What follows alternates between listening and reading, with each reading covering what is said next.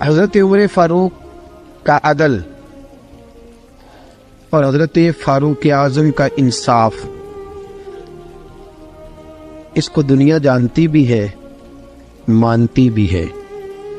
حضرت فاروق اعظم رضی اللہ تعالیٰ عنہ قاضیوں کا تقرر کرتے وقت سب سے زیادہ احتیاط کرتے تھے کہ بندہ کس قسم کا ہے، اس کا مزاج کیا ہے، معاشرے میں اس کا وقار کیسا ہے، اس حساب سے اس کو تقرر کرتے تھے قاضی کے لیے۔ اور کیا حال تھا، حضرت زید بن ثابت رضی اللہ تعالیٰ عنہ کو آپ نے قاضی مقرر کیا، بعد میں معزول کر دیا۔ کیوں آپ نے معزول کیا ہے؟ تو حضرت عمر کہنے لگے اس کی وجہ ہے، ایک دن ایک شخص نے، حضرت ابی بن کعب نے مجھ پر مقدمہ کیا، حضرت عمر پر مقدمہ کر دیا، تو فرماتے ہیں کہ میرے سامنے میں دیکھ رہا تھا، جب میں عدالت میں پہنچا تو زید بن ثابت نے میرا کھڑے ہو کے استقبال کیا، اور جب مدعی آیا ہے تو وہ بیٹھے رہے ہیں۔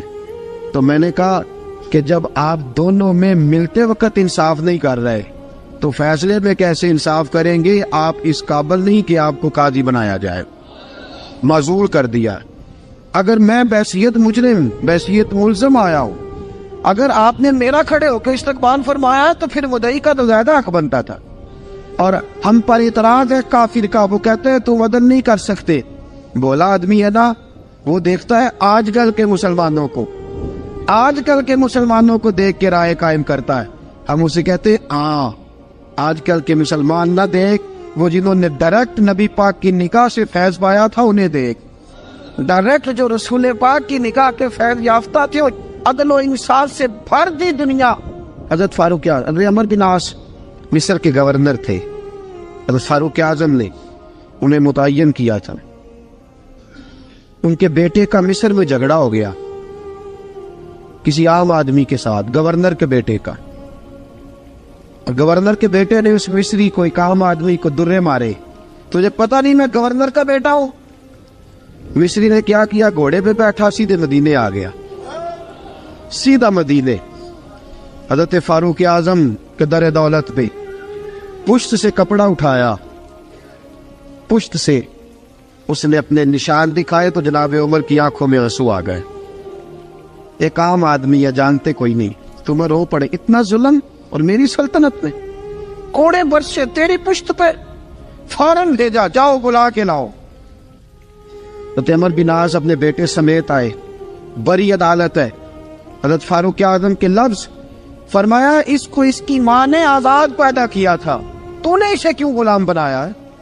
اس کی ماں نے آزاد جنا تھا، تو نے کب سے لوگوں کو غلام کا؟ بیٹے یہ کیا کہتا تھا؟ یہ کہتا تھا میں گورنر کا بیٹا ہوں، تجھے تو جانتا نہیں۔ فرمایا اب یہ بڑی عدالت ہے، کوڑا پکڑ اور اس گورنر کے بیٹے کی پشت پہ برسا، اور اسے کہہ تو گورنر کا بیٹا ہے، میں محمد کا غلام ہوں صلی اللہ تعالی علیہ وسلم۔ اسے بتا، اسے اب بتلا کہ تو گورنر کا بیٹا ہے نا، میں نبی پاک کا غلام ہوں، اور جو مصطفیٰ کے غلام ہوتے ہیں وہ سارے برابر ہوا کرتے ہیں۔ حضرت فاروق اعظم کا عدل، جناب فاروق اعظم کا انصاف، جناب فاروق اعظم رضی اللہ تعالیٰ عنہ۔ روم کا ایلچی آیا نا حضرت عمر فاروق کے پاس، تو وہ کہتا ہے میں پیغام لے کے آیا اپنے بادشاہ کا، اور میں سفیر تھا، میں بڑے ملکوں میں گیا، بڑے بادشاہ دیکھے، بڑے امیر دیکھے۔ حضرت فاروق اعظم رضی اللہ تعالیٰ عنہ کے دربار مجھے بھیجا گیا، جب پہنچا تو میں نے مسلمانوں سے کہا تمہارے بادشاہ کا دربار کہاں ہے؟ انہوں نے کہا نہ ہمارا بادشاہ ہے، نہ کوئی دربار ہے، نہ بادشاہ ہے، نہ کوئی۔ اچھا تو پھر وہ کدھر بیٹھتے ہیں؟ کہا یا مسجد میں ملیں گے یا اپنے جھونپڑے میں ملیں گے۔ تو کہا تمہارا بادشاہ بھی کوئی نہیں؟ کہا بادشاہ نہیں، ہم مومن ہیں، ہمارا ایک امیر ہے، جسے امیر المومنین کہا جاتا ہے۔ وہ شخص کہتا ہے میں مسجد گیا، میں نے کہا عمر کدھر ہے؟ انہوں نے کہا جی ابھی نکلے تھے، ادھر ہی ہوں گے۔ میں نے کہا یہ کیسا بادشاہ ہے؟ کوئی کہتا ادھر ہوں گے، کوئی کہتا ادھر ہوں گے۔ یہاں تو صوبائی وزیر صاحب سڑک سے گزرے تو سارے روڈ 3 گھنٹے بلاک رہتے ہیں، اور یہ کیا چکر ہے کہ لاکھوں مربع میل کا حکمران، کوئی کہتا اس گلی میں گیا، کوئی کہتا اس گلی میں گیا، یہ کیسا بادشاہ ہے؟ کدھر ہے عمر؟ انہوں نے کہا یہی تھا۔ دوسرے سے پوچھتا جو وہ باغ کی طرف گئے، باغ میں گئے تو وہ ایلچی کہتا ہے میں نے باغ والے سے پوچھا کہ یہاں تمہارا امیر کدھر ہے؟ انہوں نے کہا وہ درخت دیکھ رہے ہو؟ کہا حضرت دیکھ رہا ہوں۔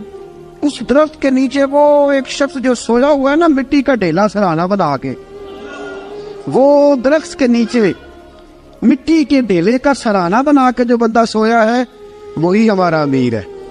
وہ سامنے حضرت سیدنا عمر فاروق کے پاس وہ بندہ جا کے کھڑا ہو گیا، وہ کہتا ہے کہ پسینہ گر گر کے نا مٹی کے ڈھیلے پہ گارا بنا رہا تھا، پسینہ گر گر کے مٹی کا ڈھیلا، وہ تر تھا۔ حضرت فاروق اعظم سو رہے تھے، کہنے لگا میں بیسیوں اور درجنوں بادشاہوں کو دیکھ چکا تھا جن کی آنکھیں 10 گن۔ حضرت عمر کی آنکھ کھلی، تامت سمیٹی اٹھ کے بیٹھ گئے، کدھر آیا ہے؟